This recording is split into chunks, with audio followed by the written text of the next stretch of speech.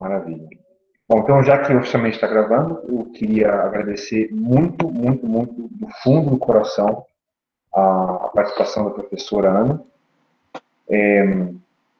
Eu vou falar como a Tati passou. A professora Ana Paula é Cursina Baumann. Ela tem licenciatura em matemática, mestrado e doutorado em educação matemática pela Unesp Rio Claro. E atualmente é professora da UFG, Federal de Goiás, do curso de licenciatura em educação intercultural. Bom, prazer receber então Ana Paula e colegas da Ana.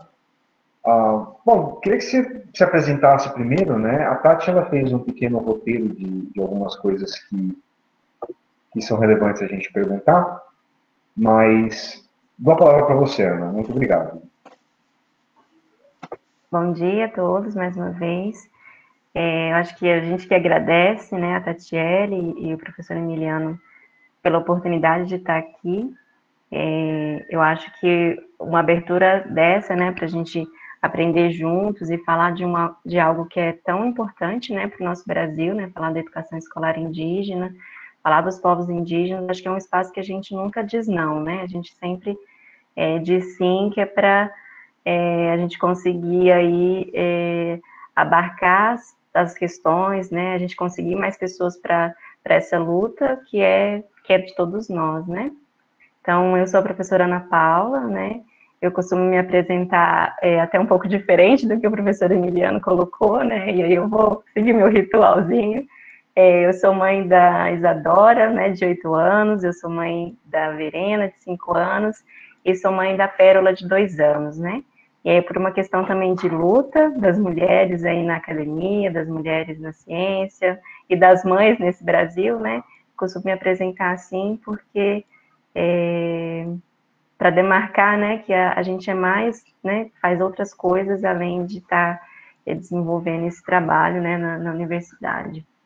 Então é isso, para mim é um prazer estar aqui, e aí eu convidei, né, para conversar junto com todos vocês, é o Lauro e o Emanuel, depois eu vou deixar eles se apresentarem, mas falando um pouquinho deles, né, são alunos excelentes, né, o Emanuel é aluno do curso de licenciatura em matemática, sempre envolvido com questões do movimento estudantil, né, sempre ligado com essas questões políticas, e fez estágio comigo, então trabalhou com questões de fundo social, né, Emanuel buscando de fundo aí a etnomatemática para trabalhar no estágio, então é uma pessoa que eu sempre gosto de estar perto dele, porque é uma pessoa boa de serviço, né.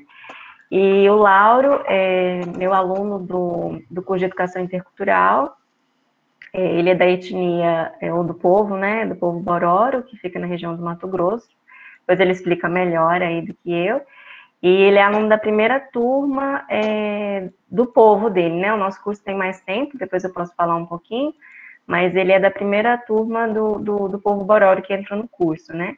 O Lauro, ele atualmente, ele é mestrando na USP, pela USP, depois ele diz qual que é o nome do curso, que eu já me esqueci, mas ele tem uma larga experiência na formação na educação escolar indígena, né, como professor lá da escola da comunidade dele. Então, até brinquei com ele agora, Lauro, a bola vai estar mais contigo, porque é você que é o dono dessa experiência, e aí a gente quer mais saber de você, né? Eu não sei qual que é o caminho que a gente pode percorrer, mas de repente deixar o Emanuel e o Lauro terminarem de se apresentar, e aí eu tenho umas coisinhas para fazer uma introdução bem breve, e aí eu passo a bola para o nosso bate-papo, pode ser? Emanuel, Lauro, qualquer um dos dois. E quem vai primeiro vai eu? Pode ser. Então, bom dia, pessoal. Todo mundo já sabe meu nome, Manuel. Gostaria de agradecer também a oportunidade de estar aqui, agradecer a Tatiela, o professor Emiliano e a professora Ana Paula por ter me puxado também, né? Sou estudante de licenciatura em matemática e estou cursando meu último período, se tudo der certo, né? Vai dar certo, só 2 matériazinhas para acabar. Um pouco da minha trajetória acadêmica, né? Eu já fui bolsista do programa de educação tutorial, de 2016 a 2020. Não reparem nas datas, eu estou um pouquinho de tempo na universidade, mas foi uma experiência repleta de coisas boas, né? Então, no PET, eu participei, o meu principal legado, assim, vamos dizer, foi a criação de um projeto de extensão, o Círculo de Oficinas de Matemática Básica na EJA. Então, a gente tive essa experiência com a EJA. Já fui bolsista do PIBIC como voluntário em 2018 a 2019, e agora eu estou como bolsista remunerado, de fato, de 2020 a 2021, no mesmo tema de pesquisa, com uma outra professora, a professora Carli, sobre a construção do pensamento matemático, e a gente está caminhando para outros campos agora, neurociência, neuromatemática. Sou integrante aí do grupo de pesquisa, coordenado pela professora Ana Paula e pelo professor Zé Pedro, Matema também, desde 2017, então sou um amante aí da etnomatemática desde muito tempo. Faço parte também desse grupo de pesquisa com a professora Carli em Educação Matemática, o GEM, na UFG. E aí, como a professora disse, não tem como esconder esse meu lado, eu sou militante do movimento estudantil desde 2016, agarrado nas causas políticas, né? E aí, já fui coordenador do diretório acadêmico da matemática, já fui representante discente e outras coisas por aí, né? E hoje em dia a gente está numa pesquisa, a professora Sabrina está aqui, sobre o sistema de numeração dos povos indígenas no Brasil, no estado da arte. E o principal aqui, né, de fato, minha formação, que nós vamos discutir, é que desde 2017, se eu não me engano, né, a data, eu venho participando das etapas de educação intercultural como monitor, então sempre bem próximo aí da professora, do pessoal aí. E é isso. Então, espero que a gente tenha uma boa conversa. Esse foi um pouquinho de mim, né? E vamos lá.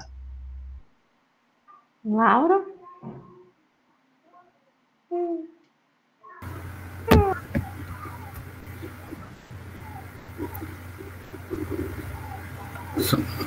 Então, bom dia a todos e a todas.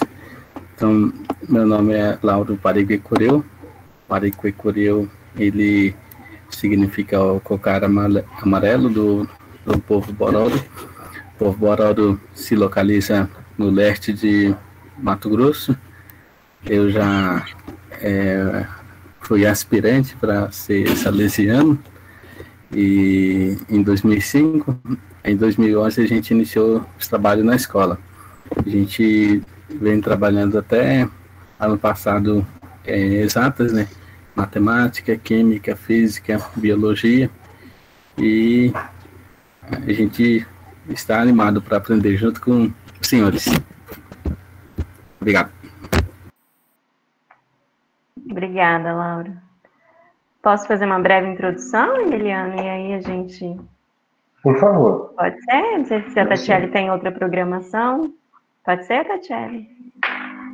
A gente tem, mas pode ser, né, Tati? Eu acho que é melhor. Porque, como você falou, Pode Ana, sim. né, uma coisa é o Lattes, outra coisa é a Ana Paula. A Proana manda. Não, mas não, é só coisa rápida, né? Eu tô aqui, né, com a Pérola, vocês viram? Ela não me larga aqui. Deixa eu ajeitar aqui e a gente continua. Ela quer participar de todas as reuniões que eu estou, mas aí como eu tô me sentindo em casa, daí eu deixei ela sentar no meu colo. Então, o que eu imaginei só para fazer uma breve introdução é que, e aí o Lauro está aqui, ele qualquer coisa ele me corrige, a educação escolar indígena ela ganha um patamar melhor, né, respaldado pelas leis a partir da Constituição de 88, né, que fala, né, sobre os processos próprios de aprendizagem, sobre a educação específica e diferenciada, sobre a educação bilíngue, inclusive, intercultural. E aí, na LDB de 93, 94, de 96, né, e aí isso ganha também um artigo, né, artigo 78, que vem dizer também mais ou menos essas mesmas questões, né, educação bilíngue, intercultural. E aí, todas essas leis, né, esse respaldo legal, ele só veio por meio de uma grande luta dos povos originários, né? Nada veio assim, né, de graça. Eles estão precisando de uma educação diferenciada. Não, né? Por meio de muita luta deles, né? E aí, a segunda luta, né? Uma outra luta que eles travam até hoje é que os profissionais que trabalhem, né? Que vão trabalhar nas escolas sejam também indígenas, né? Porque existe, eu conheci algumas escolas indígenas na região do Maranhão que ainda não tem um quadro de professores formados que sejam indígenas, né? E aí, então, existem os não indígenas dando aula. E aí é todo um processo, claro, tem pessoas e pessoas, né? Então, tem pessoas que se adequam e fazem um trabalho de respeito, e aí o Lauro tem essa experiência, porque a missão salesiana lá no Povo do Ororo ficou por um largo período da história deles responsáveis pela escola, né? E aí ele tem a data aí que ele falou, acho que desde 2011, né, para cá, é uma escola que eles, desde o diretor, a merendeira, o vigia da escola, são todos da comunidade, e isso eleva o nível da escola para outro patamar, né, de respeito às diferenças mesmo, né, respeito à língua da comunidade. E aí, quando vocês falaram da questão de currículo, é bem isso que eu fiquei pensando, né, no sentido de que, qual que é o currículo de uma escola indígena, né? É um currículo que ele atenda diversas especificidades da comunidade. Então, por exemplo, teve uma comunidade, Tapirapé, que disse, a gente não quer inglês aqui. Por que eles querem inglês na grade curricular? Então, assim, aí a gente tem diversos exemplos, né? Então, é um currículo que atenda, por exemplo, as festas culturais, né? Então, o Lauro pode dizer, eles têm algumas festas que levam 3 meses, né? Do luto. Outras, o pessoal, os carajás agora da região ali do Mato Grosso, estão numa festa chamada Retorrocan. Então, a escola, ela tem que atender, o currículo da escola, ele tem que atender essas especificidades, né? E atender, que a gente chama de matrizes interculturais, intraculturais, transdisciplinares, né? Ou seja, ela tem que atender a esse conhecimento que a gente trabalha nas escolas aqui da cidade, digamos assim, mas ele também tem que atender aos conhecimentos específicos de cada povo, e aí é de fato específico de cada povo.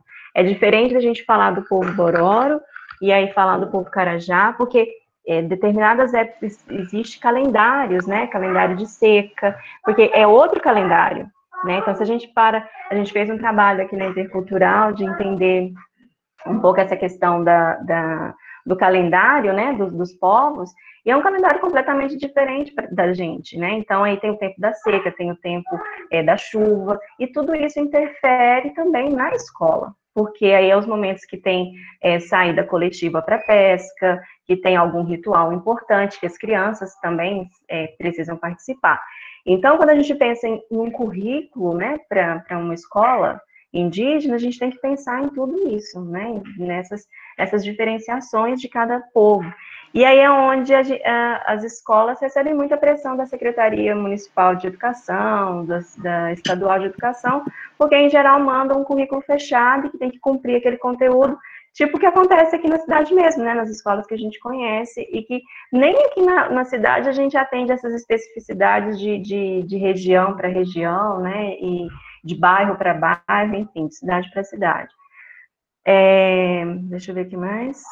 Aí quando falou em currículo, eu lembrei de uma experiência que depois até posso passar para a Tatiele esse vídeo, é um vídeo que eu já usei em outros momentos, de uma experiência de um pessoal, acho que de Santa Catarina, de uma escola indígena, né? O professor não indígena dava aula nessa escola indígena e não tinha tanta aceitação, não conseguia chegar nos estudantes. E aí ele teve contato com a etnomatemática e a partir de estudos e formação ele começou a trabalhar com cestarias do próprio povo, se eu não me engano é o povo Guarani, e com grafismo. Então, começou a fazer um diálogo com a matemática acadêmica a partir do contexto deles, né, dos trançados, dos desenhos, e aí foi maravilhoso, assim, ele conta no vídeo que a partir daí a matemática de fato que ele gostaria, que ele tinha, né, que ele era obrigado a passar para os estudantes, ela começou a fazer um pouco de sentido. E aí o trabalho, por exemplo, do Paulo Guedes, ele vem muito nessa direção, né, lá na África, quando ele também faz esse trabalho parecido com cestarias, com o povo lá, se eu não me engano, de Moçambique, e aí começa a formação de professores, a formação das crianças, começou a fazer um pouco mais de sentido. Então, eu costumo pensar, até foi quando eu trabalhei com o Manuel no estágio, a gente começou a pensar nessa questão de como trabalhar nessa postura, ou nesse viés, na verdade, da etnomatemática, né? Então, é muito isso, de você estar ouvindo e conhecendo o seu público, né? Então, se a gente vai trabalhar com o povo Boró, existem conhecimentos próprios e específicos dele, que se eu não conheço a cultura, se eu não me imponho a conhecer a cultura, a gente não vai conseguir avançar naquilo que eu, teoricamente, pretendo, se a gente pensar em matemática. Então, o Lauro teve uma experiência de estágio, depois ele pode até comentar um pouquinho mais, ele era professor de matemática, ele tinha de trabalhar o estágio na turma dele. A gente fez e aí eu pressionei ele para que ele trabalhasse algo da cultura, porque o nosso curso ele é nesse viés de trabalhar conhecimentos da cultura.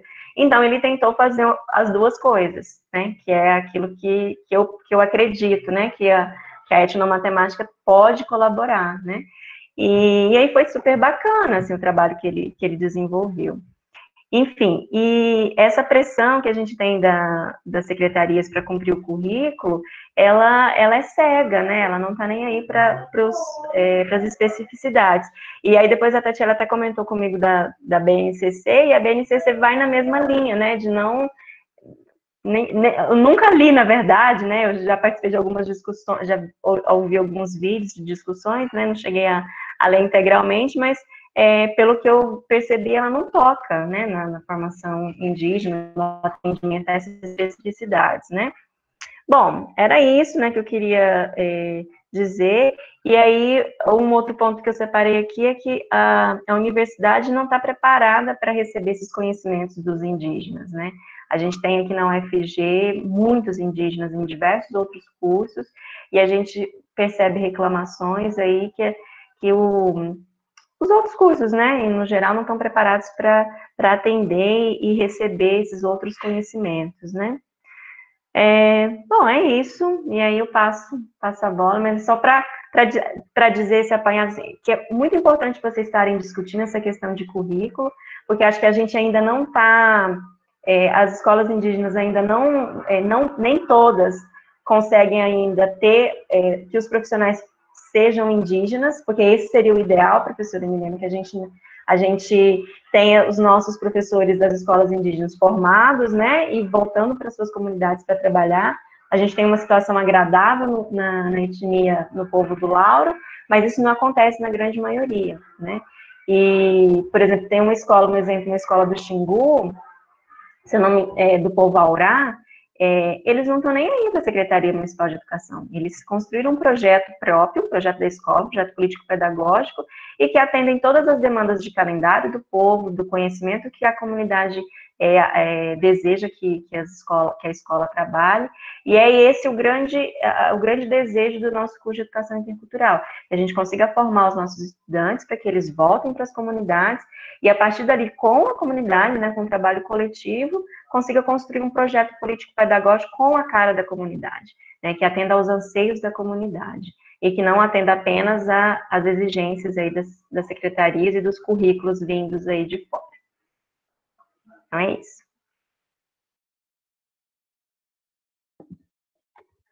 Muito obrigado, Ana. Laura já vai falar agora? Se você quiser, a Laura já pode falar.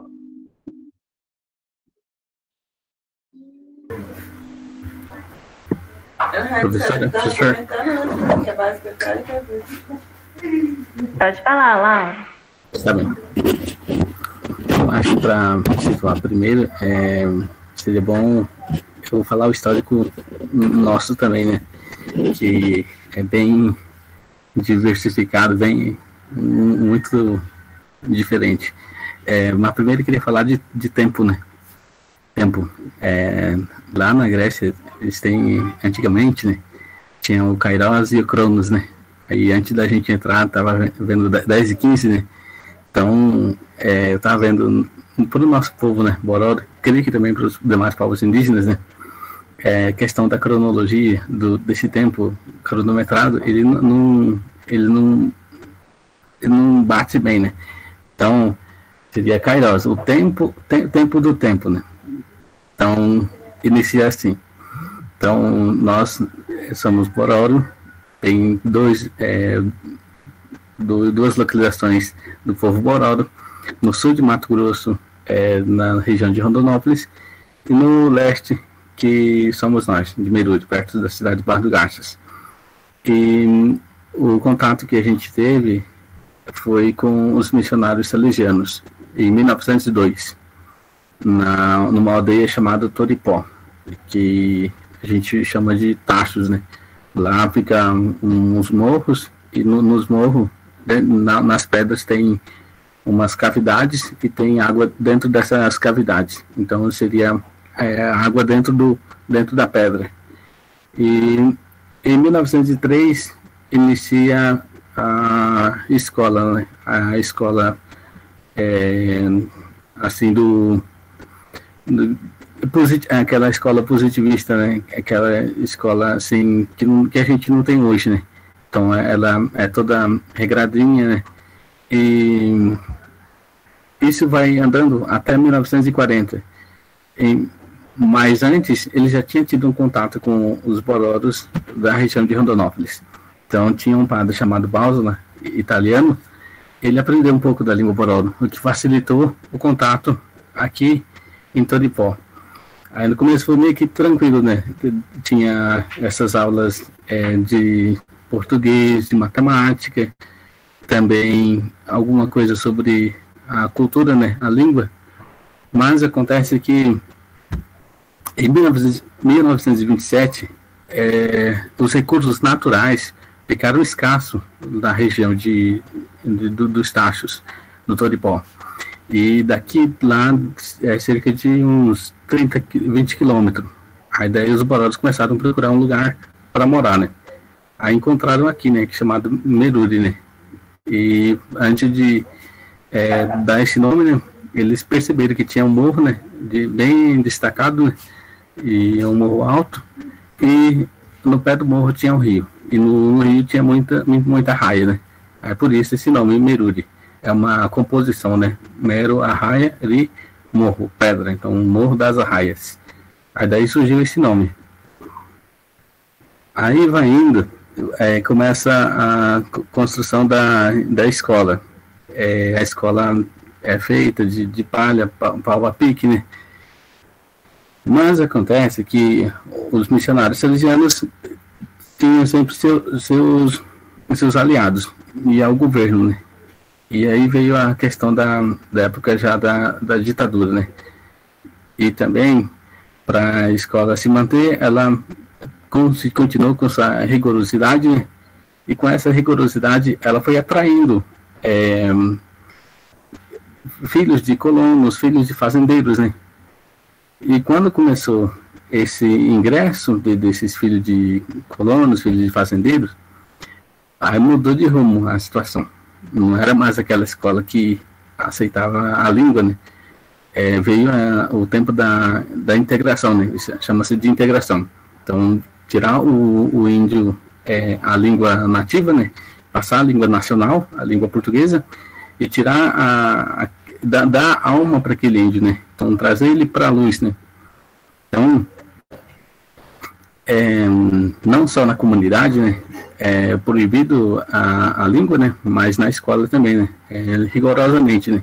Então, se alguém falava alguma palavra em bororo, a criança era castigado, era amarrado no mastro para ficar sem comer, essas coisas assim. E se a criança recebesse algum alimento, né, na escola, né, por causa que ela deixou de ser aquela escola da criança aí e vir, ela tornou-se internato, né. Aí com o internato tem um controle maior, né? Então, por exemplo, visita, alimentos, tudo já bem regrado, e se levasse algum alimento tradicional nosso, né, era devolvido, não era entregue para a criança, né? A criança não podia comer, não podia falar, né? Na comunidade também foi forte também, por conta de que uma das um dos rituais muito importantes chamado funeral, né? O funeral consiste numa duração de 3 meses. Nessa duração de 3 meses são feitas várias manifestações culturais que relembram nossos antepassados.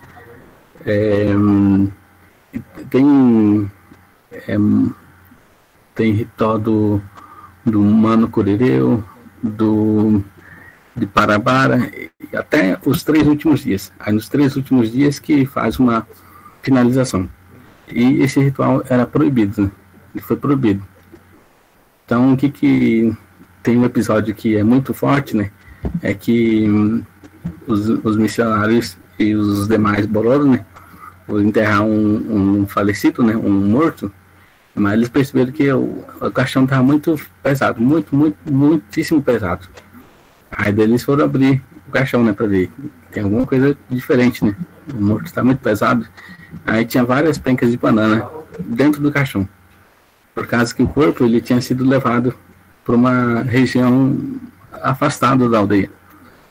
Então, e o que me deixa assim, né, tipo uma prova, né, que se a gente anda à tardezinha numa localidade afastada aqui da aldeia, né, lá na região sudeste da nossa aldeia, um pouco afastado, certas pessoas têm dons ou desenvolvem aptidões para ver coisas, para escutar, né? E tem pessoas que escutam os bororos cantando, né? O canto do funeral. Então, isso é uma prova fiel, né? Da existência, né? De uma aldeia provisória, afastada um pouco da aldeia Meruri, né? Aí isso vai tocando até essa questão conflituosa, ela vai persistindo até 1976. Por que 1976, né? 1976 teve a gente chama chacina, né? Chacina em Meruri, que inclusive tem um livro escrito, né? Chamado Chacina em Meruri, e que coloca os bororos como vilão da história, né? Não deixa transparecer o que realmente aconteceu, né? Então, antes vieram cerca de 60 fazendeiros, 60 pistoleiros, né? Invadiram aqui a aldeia, né? E eles estavam em busca do diretor, né? Diretor salesiano chamado Padre Rodolfo. Aí daí ele inclusive estava na roça com os bororos. Aí era lá por volta das 10 horas da manhã, né? 10 e meia. Aí ele chegou, aí daí ele foi assassinado, né? Aí teve mais bororos que foram assassinados, teve mais um bororo que foi assassinado chamado Simão. E teve outros que foram feridos, né? Então, aí daí quebrou toda essa questão de educação de escola que estava tendo, né? Aí acelerou o processo de demarcação, que não estava demarcado ainda até a reserva indígena Meruri. Aí as coisas correram, também a escola mudou, deixou de ser internato, né? Fez um maior reviravolta, né? E esse reviravolta, ele vai até na década de 80. Quando chega em 84, começa o recrutamento de professores bororos, né? Então, o que antes era irmãs, eram padres dando aula, né? Sendo diretoras, secretários também, eles recrutam algumas professoras para poder ajudar também, dar aula a gente chamava até hoje, né? Chama prézinho, primeira série. Isso já cria um novo olhar, né? Já deixa de ser aquela escola bem rigorosa, né? Que não aceita a língua bororo, não pode combinada de Boró, né? Em 95, inicia um projeto da PNUD, juntamente com o governo do estado de Mato Grosso, e cria um projeto chamado Projeto Tucum, Projeto Magistério Intercultural. Nem tinha esse nome intercultural, é só Projeto Tucum. Em 96, o povo Bororo ele é contemplado, então ele é inserido também nesse grande projeto e é formado um polo, né? um polo Bororo, né? E inicia essa formação de professores assim indígenas. E daí nos anos seguintes a gente teve um ritual chamado Mano, né? Que originou em 2 livros. Teve 2 livros, nos anos 90 ainda foi criado o livro Mano, em que traz uma experiência didático-pedagógica, né? Então, trabalhar com o humano, né? com o ritual humano, que o ritual humano, a gente chama de caeté, mas eu acho que ninguém vai entender que é caeté, né? Esse tipo uma bananeira, né? Tem aquelas bananeiras, que tem aqueles troncos muito grossos, né? Mas aqui esses troncos não é grosso, esses troncos são fininhos. E eles dão somente em lagoa. Nas lagoas que são os cemitérios Borós, né? Porque na lagoa que enterrava os ossos, né? Do falecido, e lá que também tirava o humano, né? E com isso, trabalhou-se educação artística, língua portuguesa, matemática, usando essa matéria-prima humana, né? Em 2001, eles conseguem fazer um livro chamado Currículo e Cultura entre os Bororos de Meruri. Em 2001 também, os professores Bororo, eles fazem o vestibular para o projeto também do governo do estado de Mato Grosso, 3º grau indígena. Então daí, mas ainda continua sobre a gestão, diretor e coordenador sendo os missionários salesianos. Isso vai até 2011, né? Em 2011 foi o último ano em que teve essa questão de gestor missionário salesiano. Em 2012 inicia já somente Borós, né? Diretor e coordenador, secretário também. Antigamente não era, né? Acontece que nós ficamos numa dependência muito forte mesmo, né? Mesmo tendo projetos Tucum, mesmo tendo 3º grau indígena, a gente ainda ficou atrelado à questão da pedagogia salesiana, né? Que é a razão, amor e amorevoleza. São esses 3 pilares do sistema preventivo de Dom Bosco, né? E a gente fica um pouquinho, entra em conflito, né? Caso que com todo esse tempo os familiares, né, eles creem veementemente que o certo é o que estava sendo pregado no positivismo, né, pelos salesianos, né? E aí quando vem a turma da UNEMAT, né, os pais conseguem passar por cima ainda, né? Porque tem vários comentários, né? Até falar que os alunos iam estudar raízes, né?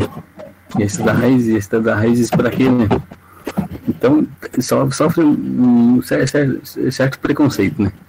Mas agora a gente, depois da UFG, né, da Educação Intercultural do Núcleo Tacna-Racan, a gente está fazendo o possível para poder eles entender, compreender que não é bem assim, né?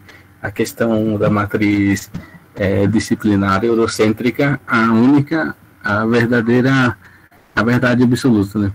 Tanto é que depois que os salesianos saíram e ficou somente os Bororos, teve vários ingressos de alunos na Universidade Federal de Mato Grosso, na Universidade Federal de Goiás, na Universidade Federal de Rondonópolis, na Universidade Católica Dom Bosco também. Então, a gente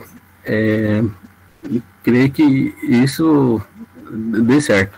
Então, eu acho até meio delicado falar da educação escolar indígena nossa, né, que é muito conflituosa, muito diferente das demais, né. Isso da educação escolar, né.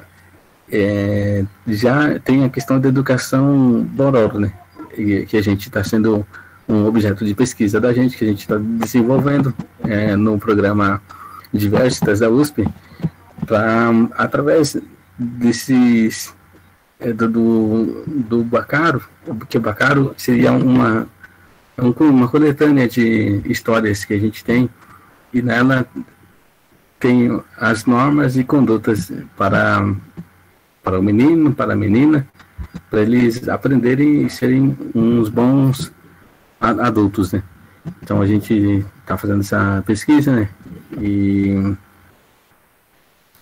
a gente quer ajuntar essa pesquisa com essas experiências que a gente está tendo para poder devolver para a nossa comunidade a educação que a gente almeja, né? Que seria a educação escolar indígena, sim, mais com cara de Bororo, né? Recordo-me agora do estágio 1 que a gente fez com a professora Ana Paula, que desde 2011 até 2000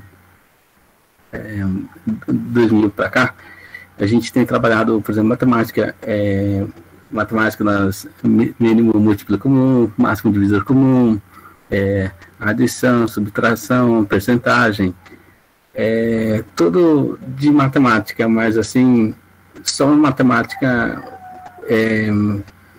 sem ter nada indígena, né? Por exemplo, contextualizado, mas contextualizada com a sociedade que a gente convive, né? Por exemplo, promoção, para ver percentagem, fazer uma análise de dados, mas sem ser indígena, né?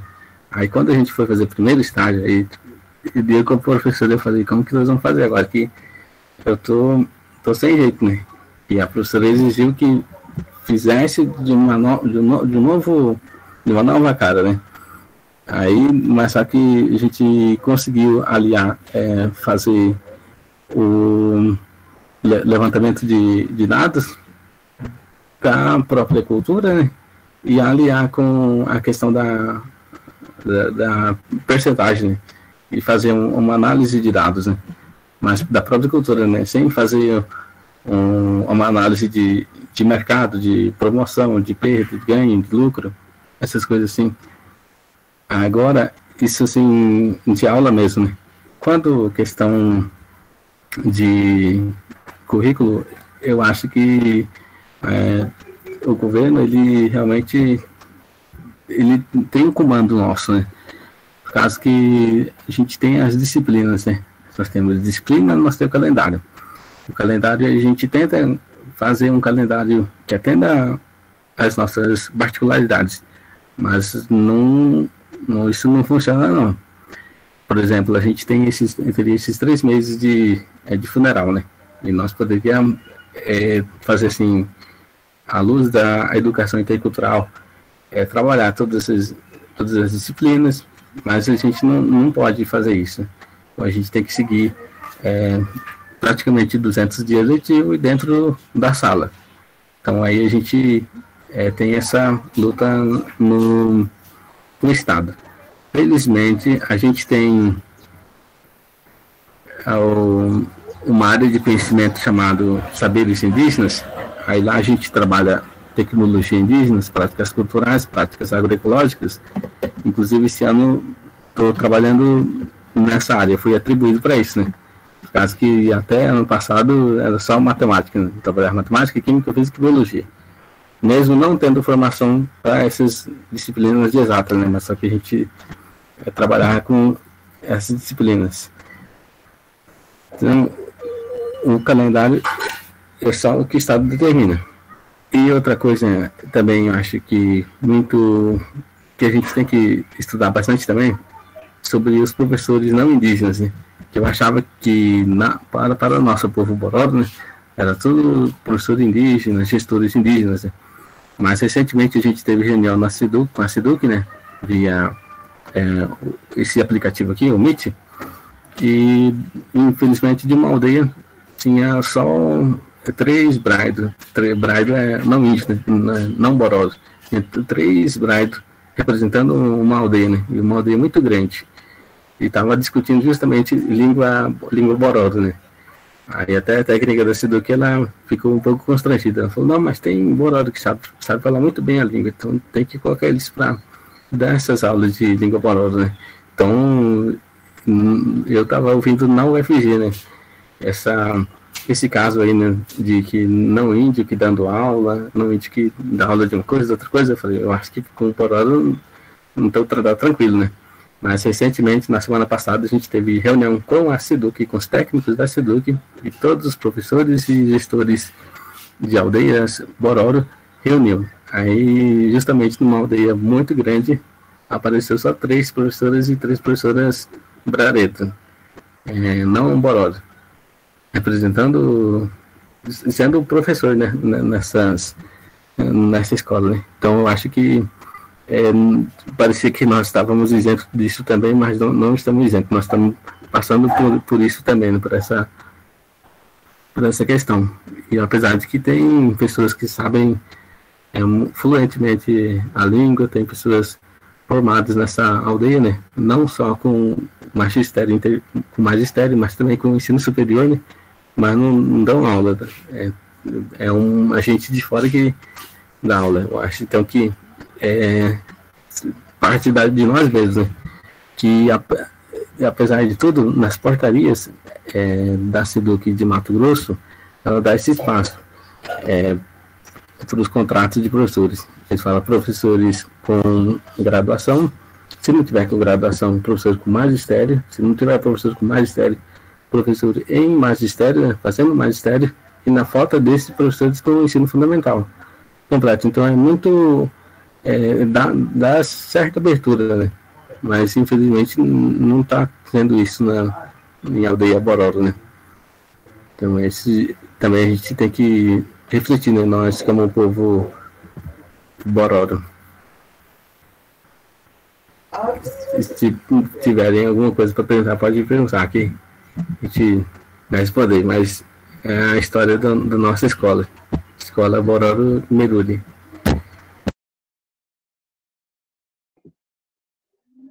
Muito obrigado pelo relato, viu, Laura? Acho que, assim, a sua apresentação histórica é riquíssima.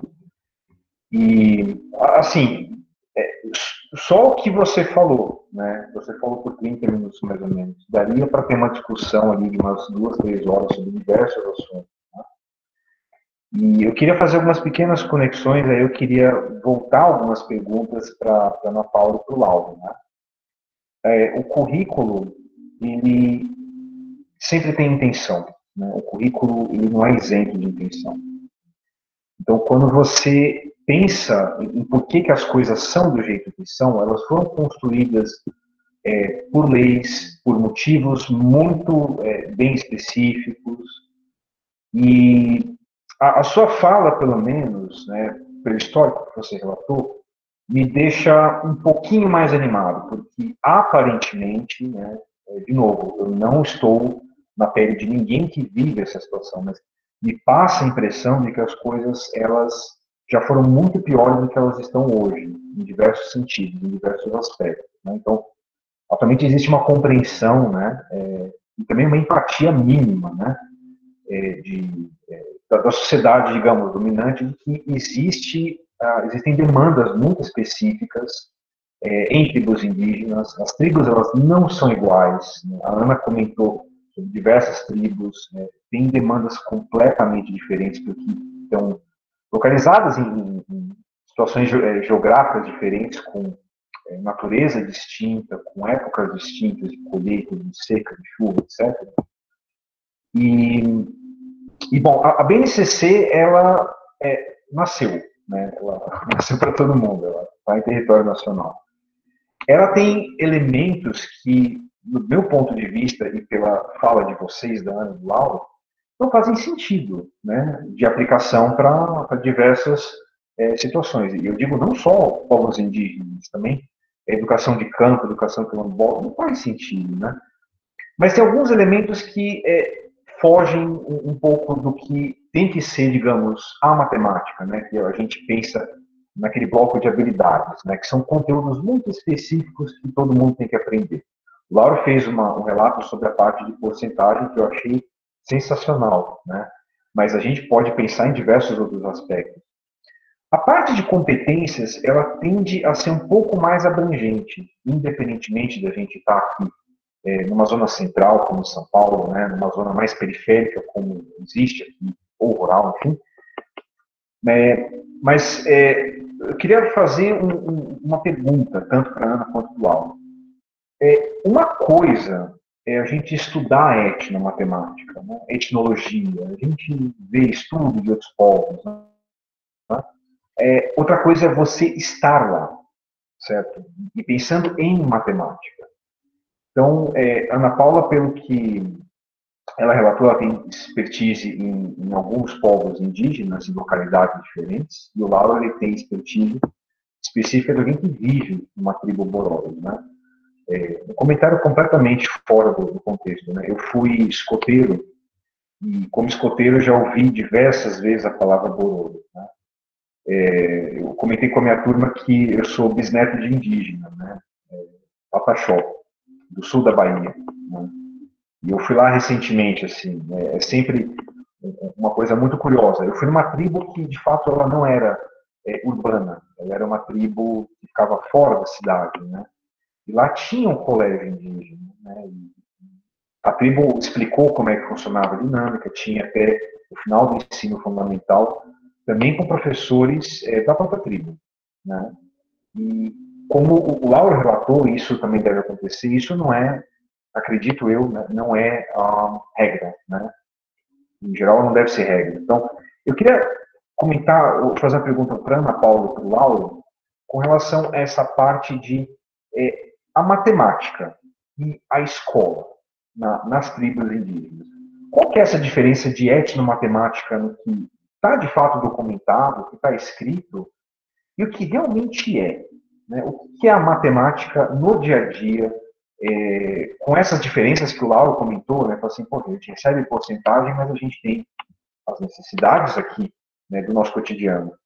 Então, eu queria que vocês relatassem um pouco sobre essa parte da matemática mesmo na educação indígena. Lauro, começa você? Pode ser, senhora. Tá bom. Então, Emiliano, primeiro eu quero pontuar que não existe material didático para as escolas indígenas que atenda às especificidades de cada povo. Então, imagina a gente teria de ter aí pesquisas, de fato, com cada povo para tentar entender um pouco sobre esse conhecimento que a gente diz de conhecimento etnomatemático, para a partir daí começar a pensar no material que fosse contextualizado com aqueles conhecimentos, né? E que, eu digo mais, né? E que conseguisse abarcar essa matemática eurocêntrica, que eu penso que eles precisam também, né? Então, eles falam o tempo todo aqui, né? O Lauro vai se lembrar do Adalto, que é um aluno nosso xerente, ele fala o tempo todo, a gente precisa viver em dois mundos. Então, é o nosso mundo, que dá conta de todos os nossos conhecimentos aqui, tradicionais, e que a gente precisa deles para sobreviver, mas a gente também está nessa sociedade, né? A cidade está ali, a poucos quilômetros, né? A aldeia do Lauro é a poucos quilômetros da cidade. Então, a gente precisa, infelizmente, a grande maioria dos povos, eles não conseguem mais sobreviver sem adquirir produtos da cidade, né? Sem esse contato. Não tem como mais, né? Existem pouquíssimos povos isolados que a gente fala que, de fato, não tem contato com as cidades. Então, imagina, a gente tem que ter projetos grandes que consigam construir material. A gente tem, vou dizer bastante, mas não muito segura disso, materiais que trabalham línguas indígenas, né? Então, esse projeto mesmo que o Lauro falou, o Magistério Indígena, é um projeto bastante tempo, ele aconteceu em vários lugares, né, que tem que tem povos indígenas. Esse projeto Tucum, ele é bem famoso, e aí ele tenta construir material que seja na língua. Quando eu estive no povo Cricati e povo Canela, que é do Maranhão, eu recebi, né, dei uma olhada em alguns materiais, e os materiais mais voltados para a língua mesmo, né, então faz uma alfabetização na língua do povo, né, e ao mesmo tempo uma alfabetização na língua portuguesa. Então, alguns povos indígenas, diferentes do povo do Lauro, por exemplo, o povo Cricati, a alfabetização, as primeiras séries do ensino fundamental é só em língua Cricati. Então, houve todo um projeto das universidades e CIM, SPI, para construir um material que fosse na língua, né? Então, eu não sei direito os nomes, né? O Manuel deve ter ouvido a Mônica falar. Então, a categorização da língua, né? A escrita da língua, a fonética da língua, então tem tudo isso. Então, quando a gente pensa na matemática, a gente teria de ter um grande projeto que também se voltasse para isso, né? E aí, contando um pouquinho e respondendo a sua pergunta, a gente tem um tema contextual. A gente não chama de disciplina no curso de Educação Intercultural, a gente chama de tema contextual. A gente tem um tema contextual que a gente trabalha, se chama Saberes e Fazeres Matemáticos Locais. E ele vem justamente para tentar discutir isso que você perguntou. Então, a Sabrina já participou desse tema com a gente, o Emanuel também. A gente começa o tema discutindo justamente qual é o conhecimento de cunho etnomatemático que os povos podem trazer para a gente, que eles podem falar para a gente. E aí a gente explica, né, que tipo de ideias matemáticas que a gente diz da matemática são essas.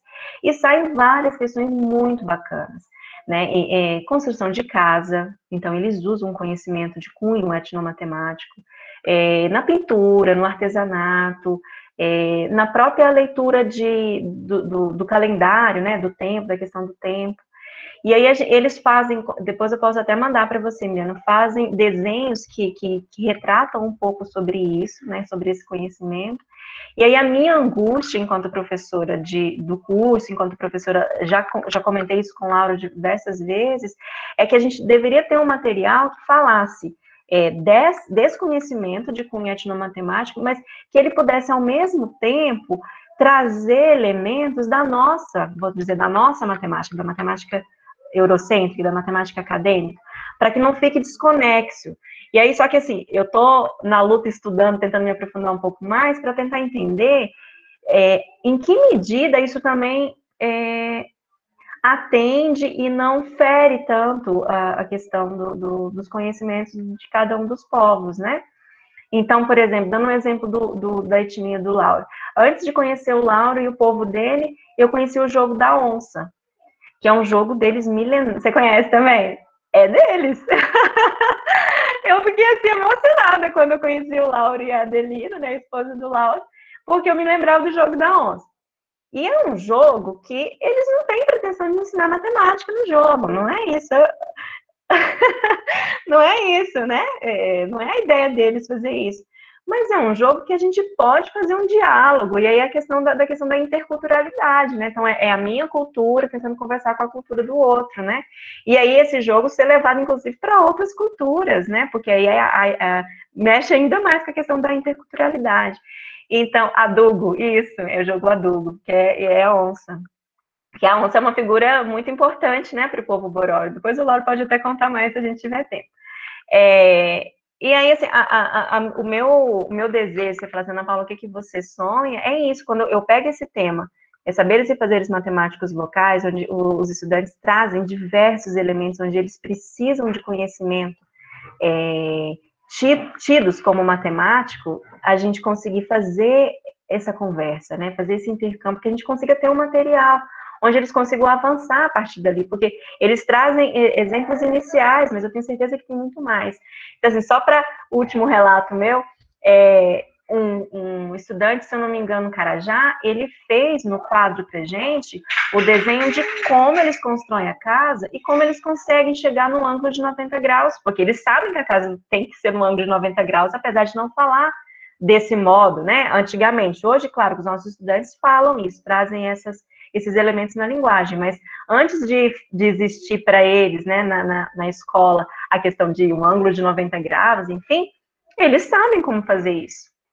Então, isso, para mim, é um conhecimento, né, de cunho etnomatemático que poderia muito ser explorado na escola, porque eles poderiam ensinar como que se constrói uma casa com esses conhecimentos, né, tradicionais, na língua, inclusive, porque a língua carrega toda uma cosmologia, uma visão de mundo que não pode ser perdida, né, que é diferente da gente explicar em outra língua, e, de repente, fazer isso conversar com os nossos ângulos, né, com o nosso modo de fazer um ângulo de 90 graus. Então, esse é o meu grande anseio. Quando eu pressionei o Lauro, foi para isso. Falei, Lauro, você tem que dar conta da matemática que está pedindo no currículo, não tem? Tem. Mas vamos dar conta com um contexto diferente. E, se eu não me engano, ele trabalhou com as aves, Lauro, com os animais? Eu agora me esqueci, mas depois você fala se foi isso mesmo. Então, ele fez entrevista com o pessoal e depois trouxe isso para a sala de aula para trabalhar conteúdos matemáticos mesmo, mas dentro de um contexto. Isso foi pequeno, foi grandioso, mas ainda é pequeno em frente a tudo, né? Esqueci que eu tinha outra coisa para falar, mas esqueci. Aí passo para o Lauro. Será que eu posso fazer uma pergunta também, Miliano, e aproveitar o Lauro para ele já responder também? Responder as duas? Claro. Pode sim, pode ir lá. Só para a gente poder aproveitar o tempo também e ouvir o Lauro também, e a Ana, se ela quiser falar depois, e tá até o Manuel também, que ali, acho que pelo que ele se apresentou, ele pode ter alguma expertise para falar também. É muito assim, primeiro, eu tenho olhado bastante para algumas questões a partir da perspectiva da teoria histórico-cultural, aliando com algumas coisas também da etno, né, que, claro, é muito importante. E aí, na fala do Lauro e na fala de vocês, me surge uma angústia que é em relação à resistência. O Paulo Freire diz para a gente que é difícil, que tem coisas que são muito difíceis, mas que a gente não pode se abater diante do difícil, porque senão a gente não avança, né? E aí, eu queria que o Lauro falasse um pouquinho a respeito da resistência do povo a essas pressões que se recebe da Secretaria da Educação, dos governos, enfim, de uma tentativa de impor uma determinada cultura com relação à resistência para manter essa cultura e as necessidades. Dentro dessa perspectiva que eu falei da teoria histórico-cultural, a gente olha para a história muito mais como busca pela essência das necessidades das pessoas, da humanidade, que levaram à produção dos conhecimentos.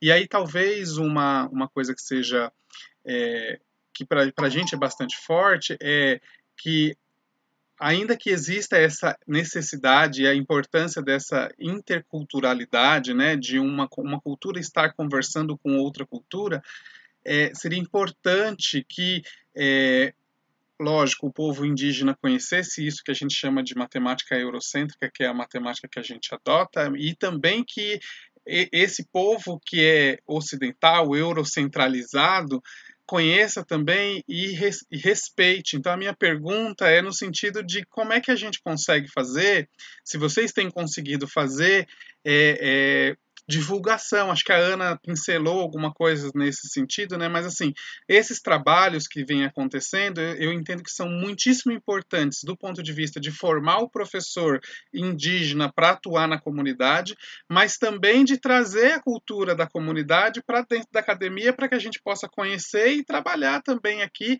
essas questões. Eu vou abrir a minha câmera aqui para mostrar para vocês uma coisa que me chamou a atenção, vocês estavam falando, que é um trabalho que a gente teve aqui de conclusão de curso, que fala de etnomatemática e os mitos Guarani Imbia, eu acho que é assim que fala. E aí ele fala do sistema de numeração Guarani, que tem base 5, e que é espetacular.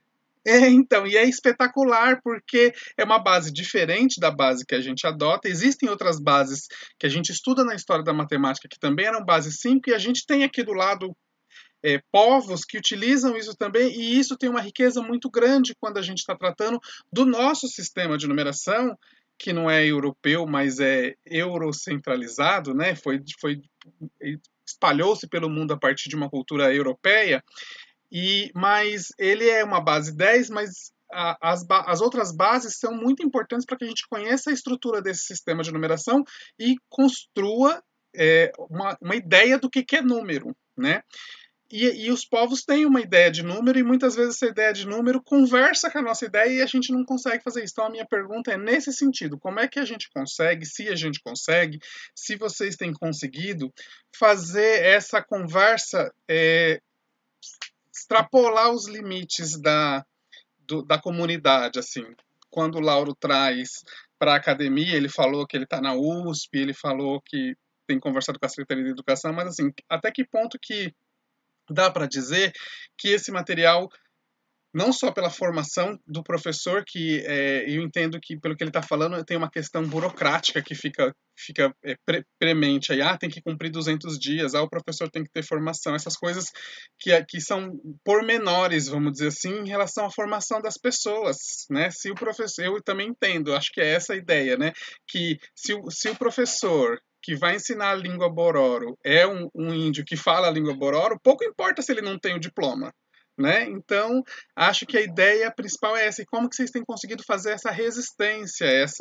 Se tem conseguido, quais são os empecilhos, as dificuldades de fazer essa resistência e fazer essa divulgação, esse trabalho de intercultural, trazendo a cultura do povo como protagonista, e não como algo como curiosidade, como algo pormenor, como algo protagonista, que é assim, olha, aqui está o conhecimento que este povo produziu e é dele que nós, que não temos essa cultura, também vamos nos apropriar ao mesmo tempo que a gente entrega alguma coisa de contrapartida, entende? Não sei se deu para mim entender, mas se não deu, eu explico melhor.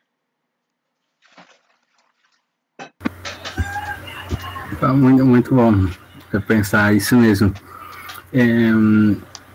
Eu acho que a divulgação, assim, a gente não tem tido muito iniciativa por conta do processo histórico, que nosso processo histórico foi meio que de dependência, né? Depender de alguém que mandava em nós, né? Aí isso que ficou meio que uma herança, né? Recordo-me de uma divulgação que a gente teve, foi de um artigo de uma doutora que fez, chamada doutora Marilene, da Universidade Federal de Mato Grosso, através da Cefap de Barra do Garças. Ela veio, ela trabalhou assim com os alunos de pedagogia aqui na escola, e no final ela fez um artigo comentando a respeito na época chamava-se sala de professor, e depois mudou, ficou chamado sala de educador. Então acho que essa teria uma necessidade, sim, de não só da divulgação, mas também desse incentivo, né? Eu acho que a gente tem essa questão de matemática na nossa cultura, mas só que a gente não sabe, né? Por exemplo, como que é em Bororo, né? 1 é mito, 2 é pobre, 3 é pobre metia bocare, 4 pobre é proibido, 5, 10 e queira o boador. Então tem esses números, mas a gente não sabe talvez como trabalhar esses números. Agora relatar a experiência para o professor Emiliano, ele entender como foi o estágio, né? Então o estágio foi assim, a gente trabalhou a questão da percentagem, mas na cultura Bororo, né? Então com os dados da nossa cultura. Como a escola ela tem função social, né? Então a função social é que o aluno ele não só aprenda aquela adição, subtração na escola, mas também consiga se articular na sociedade, né? Seja desde fazer uma solicitação, um ofício a uma prefeitura, ou fazer uma leitura de uma bula de remédio, né? Então, partindo disso, os alunos pesquisaram junto comigo, que eu não poderia pesquisar sozinho, porque senão ia dar na mesma do que a gente sempre ouve, que o professor ele vem com conteúdo e passa para os alunos, vai colocando bastante conteúdo para eles, e depois eles ficam sem, eles não sabem o que fazer aquilo dali para frente, né? Então eu falei, vamos construir um conhecimento, vamos levantar dados, né? Então, daí a gente pesquisou em toda a aldeia, né, com os conhecedores desses dados a respeito sobre aves, animais e peixes que pertencem a cada clã da nossa etnia. E na nossa etnia nós somos divididos em duas metades. Uma metade chama Etirai, do norte, e Tugareg, do lado sul. E cada metade tem mais 4 clãs. Então, totalizando 8 clãs. Então, cada clã, ele possui, a gente chama de primazia. Primazia seria de direito de primazia, direito daquela coisa. Então, é pertencente, por exemplo, tem peixe, animais, tem aves, cada um não é assim de qualquer clã, né? Ele é específico de um clã, né? Então a gente levantou esse dado conforme cada clã pertence um peixe, uma ave. E na escola, depois de levantar os dados junto com os alunos, né, a gente passou de casa em casa na aldeia. Na escola a gente sistematizou através da porcentagem, para ver a porcentagem da quantidade total de aves, animais e peixes pertencentes a cada clã, né? Então a gente meio que integrou esses dados que é da nossa cultura mesmo, né? São os animais, aves, peixes, que direito de primazia de cada clã, e colocou, sistematizou através da porcentagem, né? Porque, assim, a gente tem visto, eu fui dar uma olhada no caso de Ubiratã D'Ambrosio, aí a professora fez brigar comigo. Ela falou, tem que ver o Ubiratã D'Ambrosio, nós vamos criar um próprio sistema, né, de etnomatemática, né, que o Ubiratã D'Ambrosio trabalhou essa questão da etnomatemática. Então, eu acho que a gente deve ter dados, deve ter conhecimento assim, matemático, mas só que a gente não consegue assim sistematizar, né? Mas tem coisa que, assim, histórico, né? Quando teve contato dos missionários salesianos com os Bororo, sabe o que o Bororo falou para o salesiano, para o padre? Ele falou, daqui 2 luas a gente volta. Daqui 2 luas a gente volta. Então, o que quer dizer, né? Então, daqui 2 meses, né? Então, eles estavam distantes 2 meses do lugar Estácio. Então, porque os padres, eles se instalaram no Estácio, aí depois que os Bororos chegaram. E não vieram todos os Bororos. Veio só os Boi Medira. Então, traduzido para português, seria o chefe, né? Os caciques que vieram, os caciques principais. E eles ficaram estudando quase um bom período de tempo, um mês, uma semana, os padres, para ver se eles eram bons ou se era ruim, né? Aí quando eles tiveram contato um com o outro, né? Aí daí eles saíram falando, daqui 2 meses a gente volta. Então a gente vê que tem uma noção assim, não sei, matemática, né? Então 2 meses seria 2 luas, né? E nosso tempo é dividido em 2 tempos, né? Nós temos o Joruboto, tempo de seca, e Botalboto, tempo de chuva, tempo da água. Então a gente vê muito essa questão do binário, né? Binário. Que o mito é 1, né? Pobre é 2. Mas o resto é derivado do 2, né? Por exemplo, o 3, pobre Miki Bokwari. O 2 mais o parzinho dele. A pobre Pubide. 2 mais 2. E que era boador. Uma mão. Uma mão completa. Uma mão cheia. Então, se corta tudo aí, eu acho que o nosso povo é binário. Binário por quê, né? Mito e pobre. Mito 1, pobre 2. Nós temos 2 clãs, né? 2 metades. É tirar e Togarek.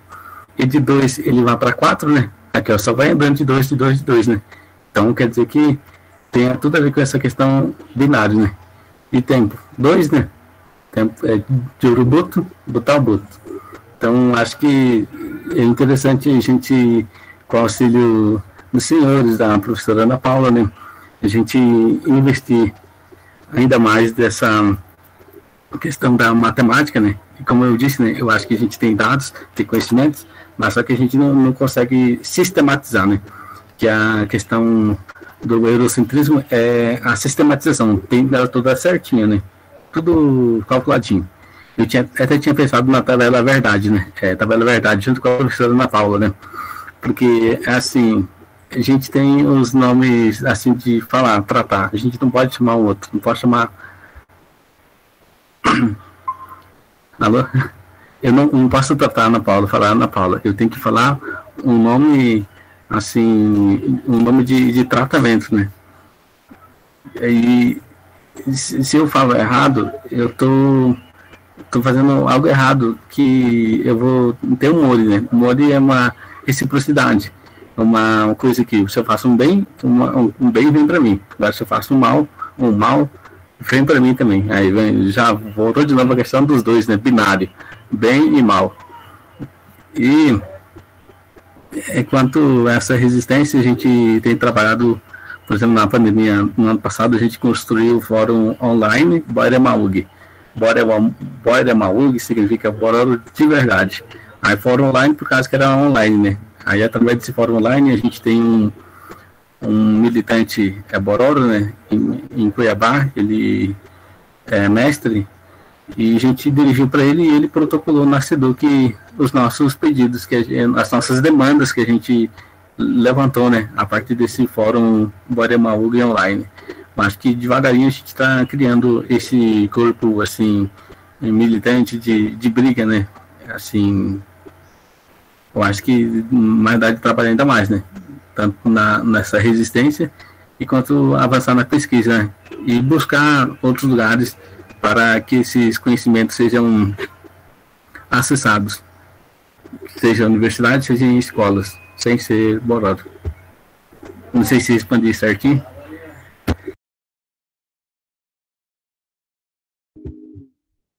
Muito obrigado.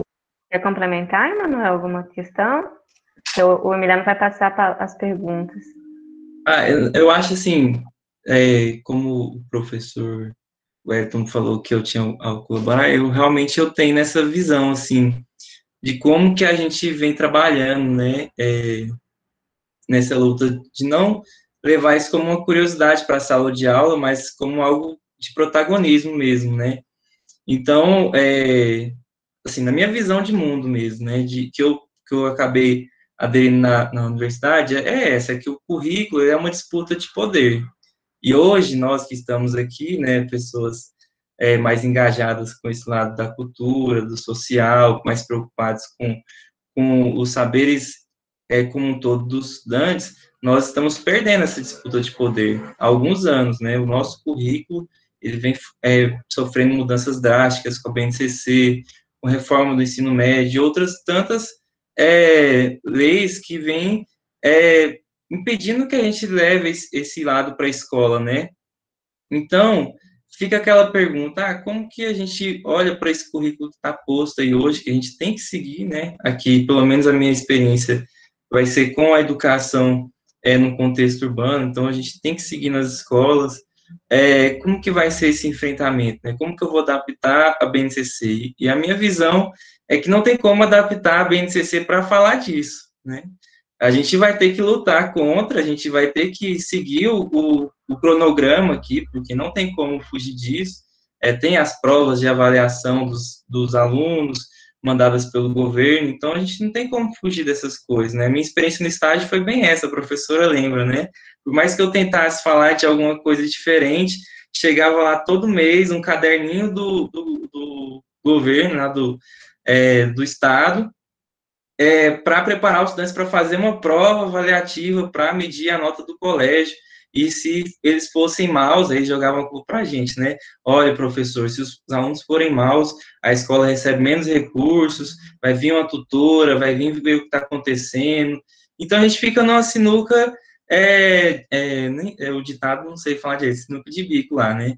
E aí a gente fica nessa, mas só por isso eu vou desistir de lutar contra essa opressão que a gente sofre? Não, Então, a gente tentou trabalhar o máximo que deu, e, ao mesmo tempo, atendendo essa questão curricular imposta, né? E aí, os nossos espaços de formação, que a gente podia levar o que a gente está tentando fazer aqui, por exemplo, a gente usa, né? Então, já fui em vários congressos levar essas ideias. Lá no nosso curso de matemática, né? A gente teve a oportunidade de mudar a grade curricular, então inseriu uma disciplina nova, né? Matemática e diversidade. Nos eventos, a gente sempre tenta ficar à frente para poder levar isso. Então, a gente que pensa dessa forma, a gente não pode se isentar dos espaços. Então, nós temos que ocupar para levar essas coisas. Se nós ficamos só assistindo, esperando o próximo, né, a gente realmente não vai ver. Então, todos os eventos lá que eu posso, por exemplo, estar à frente organizando, eu vou tentar entrar. E assim, da mesma forma, na escola, né? O projeto lá que eu citei, de oficinas de matemática básica na EJA, uma das coisas que eu sempre levei foi esse meu lado, oficinas como, por exemplo, do jogo da onça, foi uma das primeiras que a gente levou, e nunca como uma curiosidade, sempre foi parte de um projeto maior.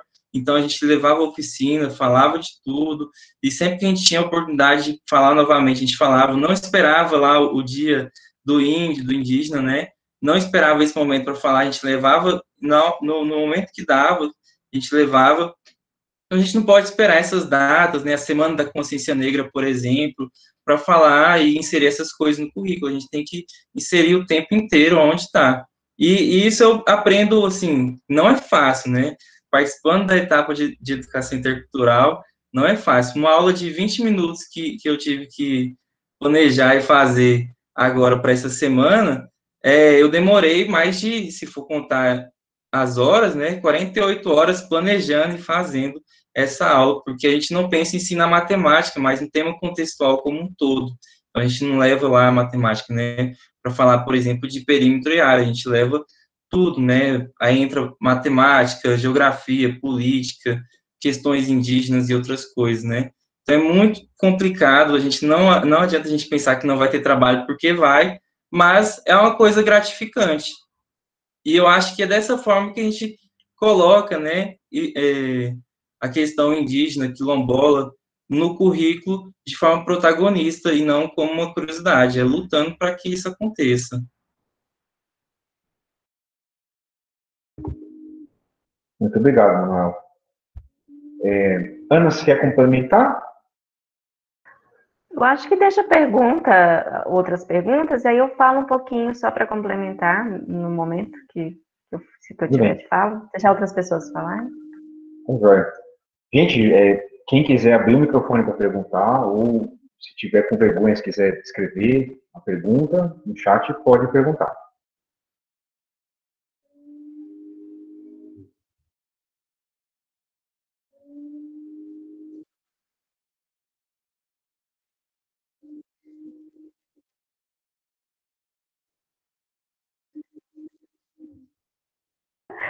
Sem problema. A Tatiana disse que era uma turma conversadeira, estou esperando. Bom, pergunta eles têm, eu tenho certeza. Mas vamos lá, gente. Vocês vão ser professores, vão estar aí na frente, vamos lá, gente. Enquanto eles tomam coragem, deixa eu só complementar a pergunta do Wellington, só para falar a questão de como a gente leva isso, né, para fora, né, do curso e das comunidades. Eu acho que é muito pouco, viu, Wellington? Muito pouco. É o que o Lauro falou, né? São poucas iniciativas, né, que existem. E aí, só para relatar um pouquinho, eu achei até que o Manuel ia falar, na nossa pesquisa sobre as numerações, né, os modos de contar, ordenados povos indígenas no Brasil, a gente está no empreitada aí. Inclusive, eu quero esse material que você mostrou aí, por favor, que vai nos ajudar, né, Manuel? A gente está tentando fazer uma espécie, vou falar de maneira bem tranquila, assim, uma espécie de catálogo, né? A gente quer angariar aí todo o material que tem de pesquisa sobre essa questão dos modos de contar, ordenar, numerar dos povos indígenas, para a gente, inclusive, conseguir fazer uma divulgação, ter uma plataforma para divulgar tudo isso. Porque é isso, professor, que você falou, né? Tem uma aluna de iniciação científica que está com a gente no projeto, e ela está fazendo análise dos livros didáticos do PNLD. Emiliano, nenhum livro nem sequer menciona a palavra indígena ou qualquer conhecimento indígena. Nenhum. Né? Para falar nenhum, tem uma coleção lá, uma coleção que lá no 6º ano fala alguma coisa, mas assim, ela está quase finalizando a análise dos livros, e assim, ela fez um trabalho minucioso de assim, qualquer menção ou fotografia, qualquer coisa, retirar. Tem coleções que o Excel dela está zerado, não tem nada. Porque nem sequer fala da existência. Quem dirá falar da diversidade, né? Porque é isso que o professor Wellington falou. Lá, quando vai falar dos sistemas de numeração, a gente tem nos livros dos egípcios, dos babilônios, às vezes tem até os maias, mas não tem do Guarani, não tem do Bororo, não tem essa ideia que pode ser de base 5, de base 2 ou até de base 10. Então não tem. E aí, claro que a gente tem poucas pesquisas, mas não tem tão poucas assim que possa deixar de existir nos livros didáticos, né? A gente tem sim material. A etnomatemática aí nasceu na década de 80 com o Biratã, e de lá para cá tem muita pesquisa sendo feita, né? Tem material que poderia aparecer nos livros didáticos e não tem. E aí é essa resistência que o Manuel falou que a gente acaba fazendo, mas é um trabalho muito de formiguinha, né? Então, um lugar fala uma coisa, outro fala outra. O Emanuel e eu, a gente teve a oportunidade de sair em 2 lugares fazendo oficinas com as crianças, né? A gente levou o jogo da onça, levou o trançado da mariposa, e sempre falando nesse viés, né? Tentando levar um pouco da cultura mesmo desses povos, né? Do que a gente conhece. Mas o ideal é isso, quando a gente fala de cultura indígena, a gente trazer, né? Trazer Lauro, trazer outros estudantes, para eles falarem a partir deles. Porque, só para fechar minha fala, é isso que eles falam no nosso curso o tempo todo, e é isso que a gente quer a partir do nosso curso. Que ninguém mais conte a história deles, né? Que eles contem a história deles. E é isso que eles fazem. Eles têm projeto de pesquisa, eles têm os estágios, e todos os 2, né, além de outras atividades, é voltado para isso. Para dizer da cultura a partir do olhar deles, né, da visão de mundo deles, e não mais de um etnólogo, né, que vai lá, um etnomatemático, para catalogar a matemática deles. Não, é eles que têm que dizer isso, né? E aí, talvez a gente que tem um pouco mais de sensibilidade às questões indígenas, a gente está ali para ajudar, para amparar no que for necessário, mas o nosso desejo mesmo é que eles sejam totais protagonistas desse movimento, né? Ana, tem uma. O Lauro está falando aqui para pegar o material e eu encaminho, sim, com todo prazer. Mas a gente tem uma alteração no nosso PPC também, que é justamente nesse sentido, para fazer incluir, inclusive essa é o mote aqui do Emiliano, né, dentro da disciplina com os alunos da licenciatura, e a gente tem outras disciplinas também que a gente tentou fazer uma aproximação e a gente também encontra o empecilho, que é o empecilho que vocês narraram, que o Lauro narrou, que é o empecilho de, olha, a gente tem que fazer uma porção de coisas. Então, tem 400 horas daquilo, tem mais 200 horas disso, tem mais não sei quantas horas que tem que ser daquilo, e a gente tem que dar conta de um monte de coisas. E os nossos alunos, eles têm uma diversidade muito grande. Então, o Emanuel comentou que ele tem trabalhado com a educação de jovens e adultos, e a gente tem uma preocupação com a educação de jovens e adultos, com a educação do campo. A gente não consegue dar uma formação aprofundada para cada uma dessas coisas que são importantes, mas a gente consegue dar alguns direcionamentos nessa nova matriz. E aí, eu vou até colocar aqui no chat depois, a gente tem tentado adquirir o hábito de divulgar os trabalhos de conclusão de curso dos nossos alunos, que são os momentos em que eles vão para os aprofundamentos. Então, ele viu durante a graduação algo sobre relações étnico-raciais e resolveu fazer o trabalho de conclusão tratando dessa questão, da matemática negra, da matemática indígena, enfim. Então, eu vou deixar aqui um linkzinho que vocês podem ter acesso aos nossos TCCs que já foram produzidos pelos nossos alunos. Tem diversos tipos de TCC lá de matemática pura, matemática aplicada, matemática social, enfim. E aí tem alguns lá, mas esse daqui especificamente eu mando para vocês com todo prazer. E aí a gente vai trocando figurinhas daqui para frente, tá bem?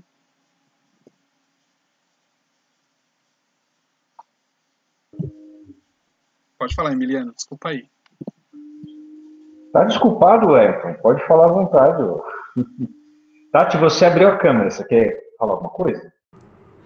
Não, na verdade, se tem algum aluno, né, que tem alguma pergunta, algum questionamento, alguma indagação, que eu sei que os professores adoraram, né, o Wellington e o Emiliano, essa discussão, mas se tem algum aluninho aí que tem alguma pergunta, estou representando os graduandos. Os graduandos. Se vocês não tiverem uma pergunta, eu tenho uma pergunta. Mas, vamos lá. Vamos lá, gente, por favor.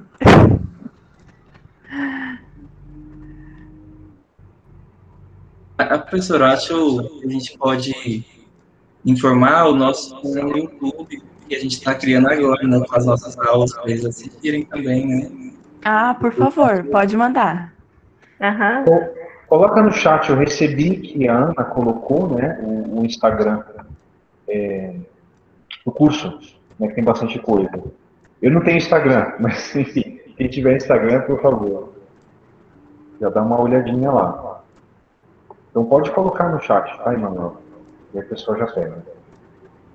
Eu tenho uma pergunta, e assim, evidentemente ela não tem uma resposta, mas talvez do ponto de vista tanto interno quanto externo, né? Eu vou pensar assim, da Dana e do Lauro, que é o seguinte, como é que a gente olha daqui para frente, né? No sentido de aumentar a quantidade de pessoas que estejam dentro, né, das aldeias, das tribos, que consigam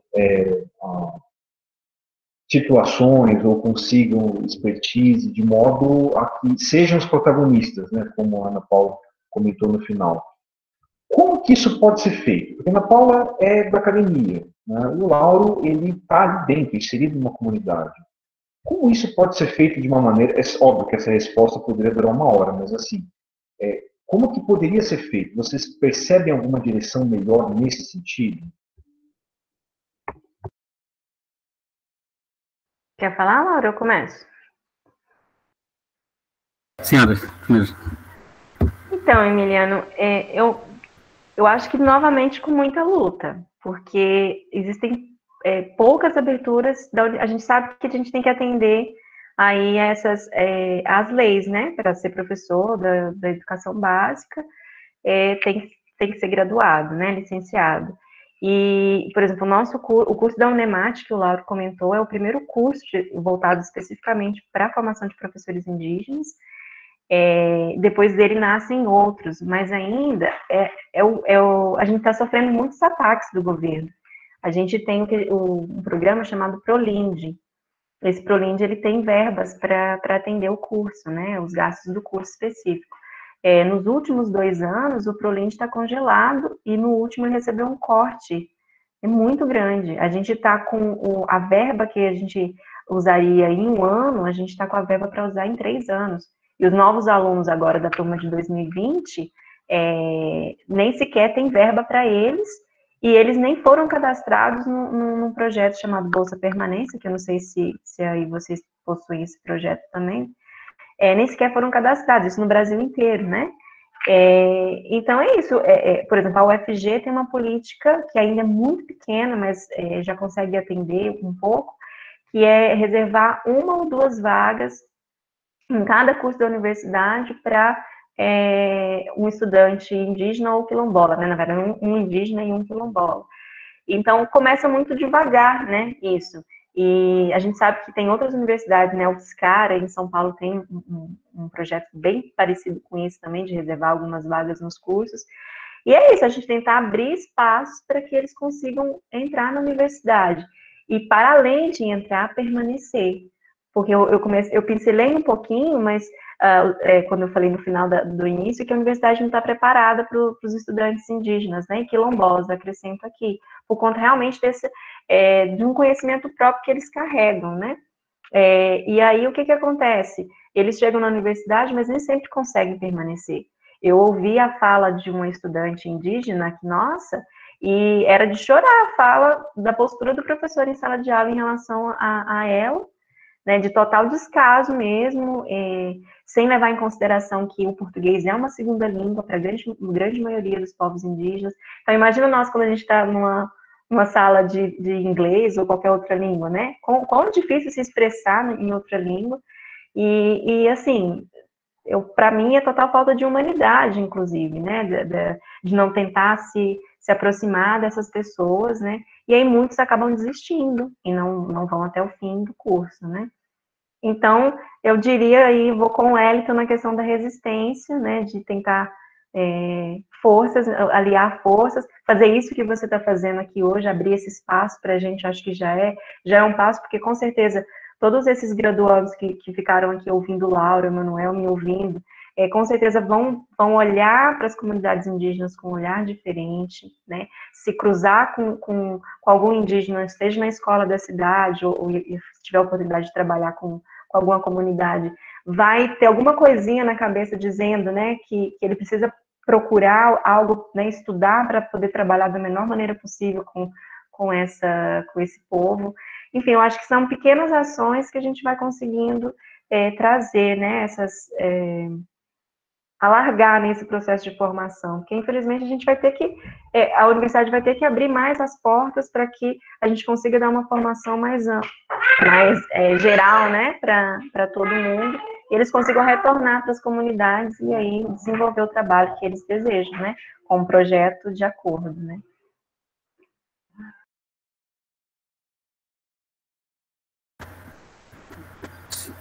Sim, a gente precisa encontrar os meios de ter acesso a essas instituições, né?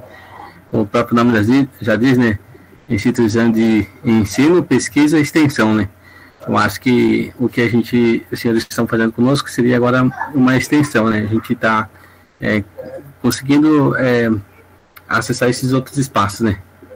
Infelizmente tem aquela norma sobre o ensino superior. Eu acho que daí a gente talvez os estudantes, mas também o governo também deva aplicar, né, que ele fala de acesso, permanência e conclusão, né.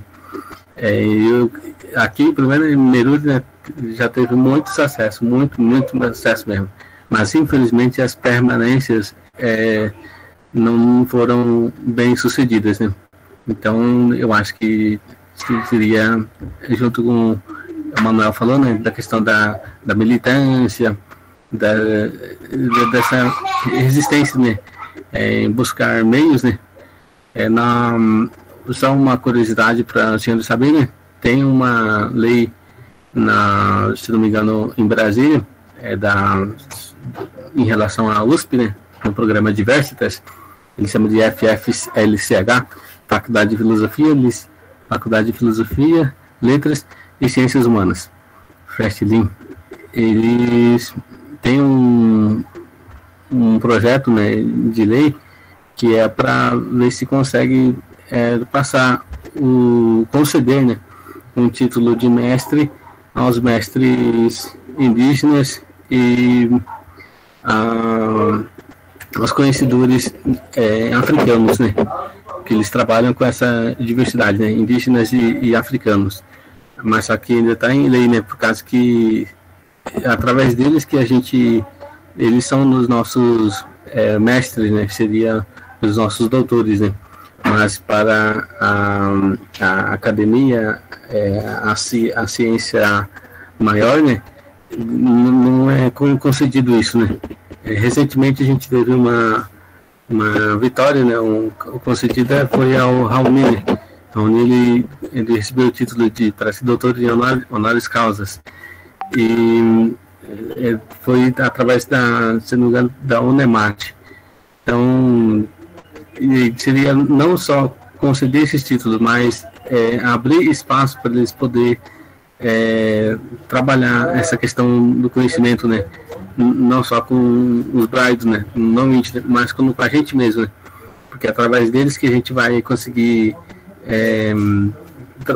trabalhar esse conhecimento, inovar ele, né, que o conhecimento ele também passa pelo processo de inovação, né? Como se diz, a cultura é dinâmica, né? Uma cultura, ela não é estática, né? Do jeito que a gente era em 1903, né? Quando a gente entrou a primeira vez na escola, né? Não é mais mesmo hoje, em 2021, né? Em plena pandemia ainda.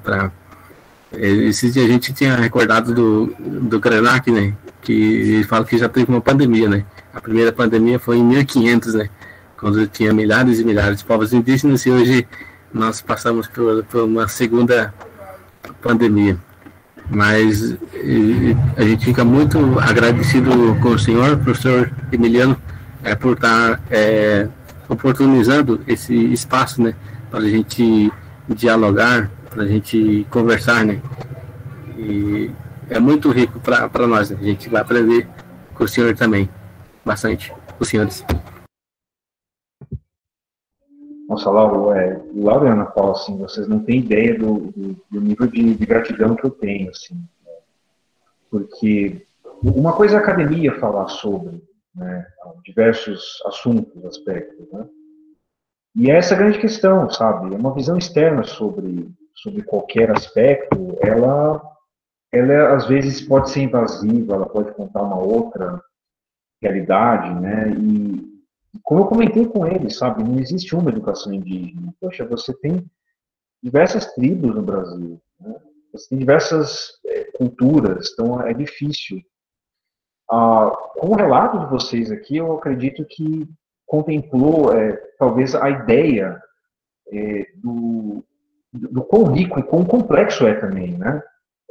Cada comunidade, cada trabalho que é feito em um único lugar ou em diversos lugares. Então, eu queria agradecer, né, em nome de toda a minha turma, de todos os meus alunos do Instituto Federal. Estou vendo aqui que tem gente que deveria estar em outra turma, mas está aqui, né?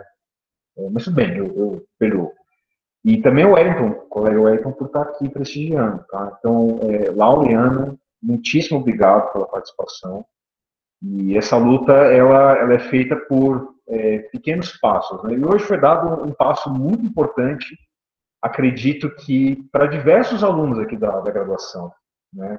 E talvez não tivessem nunca pensado nesse aspecto de educação indígena. Tá? Então, muitíssimo obrigado. Tati, você foi a responsável por todo esse evento. Se quiser fechar a conversa, fique à vontade. Não, na verdade, eu só queria agradecer, assim, imensamente.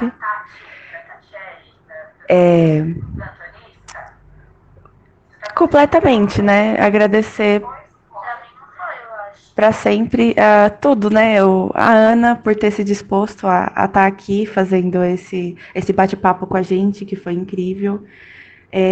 O Lauro também agradecer. E o professor Emiliano por ter dado essa abertura, né? E foi como vocês comentaram com a gente. Não tem nada melhor do que a própria pessoa estar contando a sua história, né? O próprio povo está contando a sua história, né? A sua realidade, aquilo que é vivido, que é contado. Então, na semana passada a gente discutiu um pouco sobre isso na aula e eu dei alguns exemplos da Ana, né? E não é a mesma coisa você estar falando sobre o que você viveu, o que você participou, e o Lauro ainda mais, né? Por ele ser da própria cultura, né? E assim, foi como vocês disseram. De maneira geral, a única coisa que eu tenho para fazer é agradecer. E espero que a gente possa repetir novamente, talvez até presencialmente um dia. Agora a gente está possibilitando fazer ao vivo, né? Mas talvez presencialmente vocês possam estar visitando o Instituto Federal, ia ser maravilhoso. E a gente vai ficar em contato. E aí, agradecer também a Magali que está presente aqui, né? Que ela que passou o contato da Ana para mim, que ela que me incentivou a fazer matemática, que sempre, né, falou, vai filha, vai lá, tal. Então, só agradecer vocês de maneira geral e que a gente possa continuar o contato. e que foi incrível. Só isso. Foi muito bom. Só uma palavrinha. Eu só tenho a agradecer, Tatiele, o convite. Como eu falei, o Lauro falou, né, uma oportunidade muito grande, e é nessas oportunidades que a gente agarra a palavra para contar um pouquinho do que a gente vive, né? Então, quero agradecer a disponibilidade do Lauro e do Manuel para vir com a gente trocar essa ideia, né, que as experiências de vocês, né, sempre são importantes para a gente ouvir. E a Magali está ali me perguntando o que é o jogo da onça. Então, depois, Emiliano, tem que mandar um link para a Magali. Magali é um jogo de estratégia muito bacana, joga num tabuleiro, né? A gente pode construir um tabuleiro e jogar, onde tem 2 personagens ali, a onça e os cachorros, né? E a onça tenta comer os cachorros e os cachorros têm que encurralar a onça, né? Para tentar vencer o jogo. E é bem legal. Depois eu vou te mandar uns links aí para você aprender a jogar com a Tatiele. Gente, muito obrigada. Eu sou a Magali, obrigada. Para quem me conhece. Sou tia da Tati, tô que nem a Aninha se apresentando agora, só que eu falo tia, né? Sou a tia da Tati. E, assim, é um maior prazer ouvir vocês falando sobre... A Ana conheço há muito tempo, né, do mestrado, e é um prazer ouvir sobre cultura, sobre a paixão que ela tem sobre os povos indígenas, né? O Lauro que trouxe, assim, a cultura mais perto da gente, né, que trouxe a sua experiência, eu amo falar em experiência, né, mas trouxe a sua experiência para que a gente pudesse sentir um pouquinho, né, e que um dia nós possamos também... visitar, né, essas comunidades, ter um pouquinho mais de acesso, de contato e nos tornarmos mais humanizados também. Então, eu agradeço por poder participar aqui com vocês, ter assistido esse diálogo maravilhoso que é muito enriquecedor para a gente, né? E convido vocês a participarem desses diálogos também com a turma da psicologia, que eu estou levando para tudo quanto é lugar a temática indígena, né? Estamos dando vozes a muitos lugares. E que isso, né, seja uma prática da nossa vida, né? Levar essas vozes a todos os lugares em que nós estejamos inseridos, né? Para que alguma mudança possa ser efetivamente realizada. A mudança ela não é realizada se não parte da gente, né? Então, às vezes, nós pensamos assim, mas eu sou só uma, né? Mas se todos uns, né, ficassem pensando dessa forma, quão diferente seria o nosso cenário. Então, agradeço a todos vocês, agradeço por poder participar aqui, e que isso não fique só nesse momento, mas que se internalize na gente, que a gente possa propagar. Muito obrigada por tudo. Ana, te amo.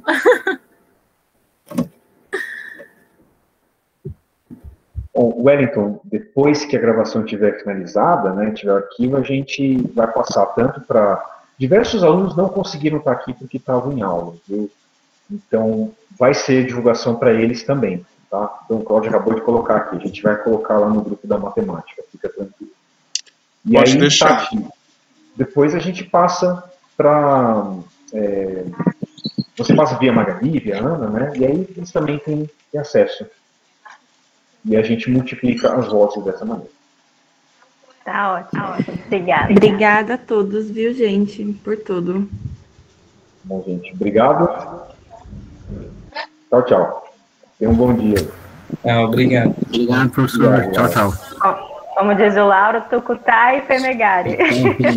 Eu procurei, muito obrigado. É isso. Ok.